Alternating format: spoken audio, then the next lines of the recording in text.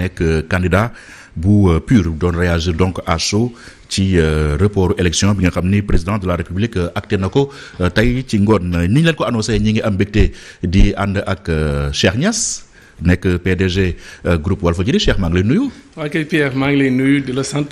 di nuyu Pa Assane Seck. donc di am mbégte nekk si plateau bi. waaw ne woon nga ni un report n'est ni juridiquement ni moralement admissible finalement le président n'en a cure reporté na élection yi léegi lan mooy sa réaction. waaw réaction bi tey mun naa ne c'est pas une analyse qu'on attend. du analyse juridique wala politique sociopolitique. aujourd'hui c'est un constat. le constat mooy que il y a un coup d'État institutionnel. Carrément. Le constat mooy il y a un putsch institutionnel. Le président de la République a osé. Il a osé tey hypothéquer l'avenir du Sénégal et de la jeunesse sénégalaise. Pour des considérations personnelles, pour des considérations claniques, pour des considérations peut-être sax ethniques. Et sama papa dafa am benn wax bu ma musal wax mu ne ma lii bul ko fàtte mukk doom. mu ne ma ku toog sa ginnaaw te sa ginnaaw neex ki si toog boo fuddul du fa jóge.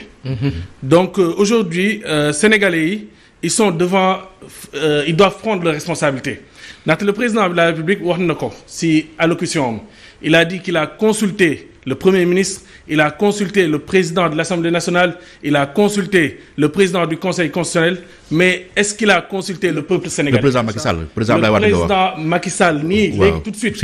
Il a consulté donc tous les membres, muy PM, muy président de l'Assemblée nationale, président du Conseil constitutionnel, mais il n'a pas consulté le peuple sénégalais. Et les candidats. Et les candidats aussi. Donc c'est très important. Les arguments soulevés sont des arguments fallacieux. Parce que différent bi muy wax entre le Conseil constitutionnel et l'Assemblée nationale, il faut savoir que waa Benno ñoo créé cette commission majoritairement. Quand je vois le bureau de la commission d'enquête parlementaire à 90% waa Benno la. Donc tey nii nul ne peut se prévaloir de sa propre turpitude. C'est un principe en droit. Deuxièmement, candidature bi ñuy wax double nationalité. Le délai imparti pour retirer sa candidature est passé. Lenn donc moo mën a am mooy ñu wax ko mu retirer moom personnellement sa candidature te aujourd'hui ñaan ko ñekk mu retirer sa candidature parce que aujourd'hui elle a des difficultés mooy garde à vue peut-être que su ko defee peut-être que la sanction sera en tout cas atténuée loolu ça existe circonstances atténuantes mais encore une fois mënoo teg prétexte boobu noonu pour reporter surtout que le président de la République il ne parle même pas de report. Il parle carrément d'abrogation du décret. Le mot moom bëgg ko lâché. Le mot lâché wu ko. Oui. te aussi waxul démission parce que li mu def c'est anticonstitutionnel. C'est pas conforme tey aux règlements et aux lois en vigueur. Parce que démissionné wul voilà waxul report. Parce qu'il sait que c'est pas conforme à la Constitution. Donc vraiment tey c'est triste. C'est le deuil de la démocratie. C'est le deuil, c'est un jour lamentablement historique pour reprendre la phrase de Georges Nesta. Et wax dëgg yàlla man. Il y a 5 ans bi sama waajur bu góor génne àdduna ma bàyyi France bàyyi lépp je me suis dit Sidy Lamine Niass combat am pendant plus de 30 ans c'est un combat noble je me suis dit dëkk bi dëkku Serigne Touba la El Hadj Malick Sy Baye Niass des gens ñu baax teg fii samp fi islam donc je me suis dit tey le Sénégal vaut le coup confort bi ma nekkoon en France conditions yu baax yi ma amoon hygiène de vie bi ma amoon loolu yëpp j'ai décidé de laisser et de venir au Sénégal. J'ai bousillé ma santé tey nii j'ai pris plus de 40 kilos en 4 ans 5 ans tey xeetu feebar boo xalaat dal na ma muy diabète muy cholestérol et cetera pour vous dire que tey je me sacrifie parce que tey une entreprise comme Walfadjri c'est pas facile.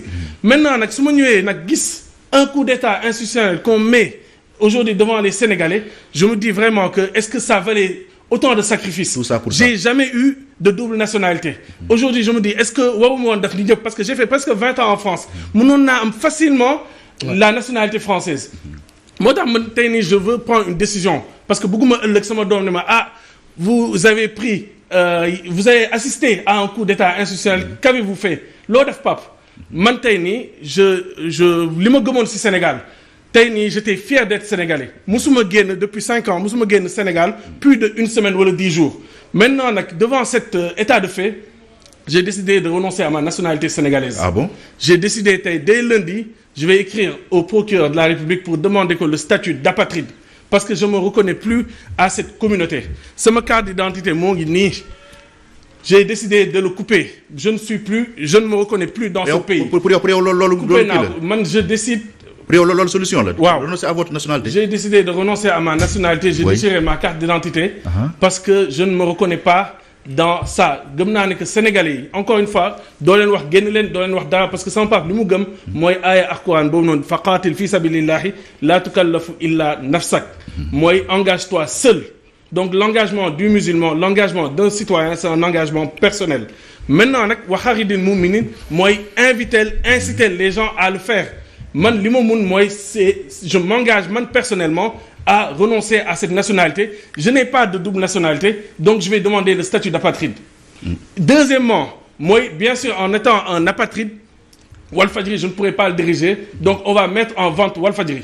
waxoon nañ ko tey avant le 25 février on mettra en vente Walfadjri en tout cas aujourd'hui on ne peut pas cautionner ça tey il n'y a pas de dialogue on peut pas tey nii devant mettre le Sénégal en péril. Et je considère que tey on met le Sénégal on met nos institutions en péril. Et c'est vraiment regrettable c'est vraiment dommage. boo renoncé sa nationalité loolu la signifie da ngay delluwaat France bi nga nekkoon. Malheureusement j'ai pas de double nationalité. bërki démb laa fa jógee sama visa périmé na. Donc je vais voir fan laay dem fan laay atterrir je ne sais pas mais li am solo mooy aujourd'hui idéal yi ma gëmoon ci Sénégal idéal yi ma gëmoon ne sama papa moom la défendre toute sa vie. te ma gëm sama papa fonk ko sama dund bi yëpp c'est je suis sama papa la wóolu et cetera donc aujourd'hui je pensais réellement que tey lii nii président de la République il n'oserait pas faire ça au peuple sénégalais mais malheureusement nag il l'a osé ñun tamit on va réagir en conséquence. mais est-ce que réaction à l'émotion aussi nekk na lu gën Cheikh est-ce que baaxul woon nga jël du recul d'abord gën a mûrir décision yi nga bëgg jël. waaw actuellement on n'est pas dans le encore une fois comme ni ma la ko waxee sànq rek analyse amatul. Parce que ici il n'y a pas le droit n'a pas été dit. Analyse amul parce que à tout moment tey on peut couper notre signal comme on l'a fait à maintes et maintes reprises. À tout moment tey on peut couper les réseaux sociaux comme on l'a fait à maintes et maintes reprises. À tout moment on peut couper Internet comme on l'a fait à maintes et maintes reprises. Donc ñoom encore une fois comme ni ma ko waxee sànq te je vais le répéter moom laay tëjee. ku toog sa ginnaaw te sa ginnaaw neex ki si toog boo fuddul daal du fa jóge. Donc tey il est. Sénégalais ñoo war a jël seen responsabilité. man daal jël naa sama responsabilité. Donc je ne peux pas parler au nom des Sénégalais. jël naa sama responsabilité en tant que PDG en tant que citoyen. Parce que c'est pas le PDG c'est pas l'avocat qui parle c'est le simple citoyen aujourd'hui qui prend une décision qui l'engage personnellement j'ai décidé de renoncer à ma nationalité et dès lundi le procureur de la République dina jot cette lettre de renonciation. waaw gis nañ ngay commencé xotti sa carte d'identité. xotti naa ko sax. waaw. Paasan.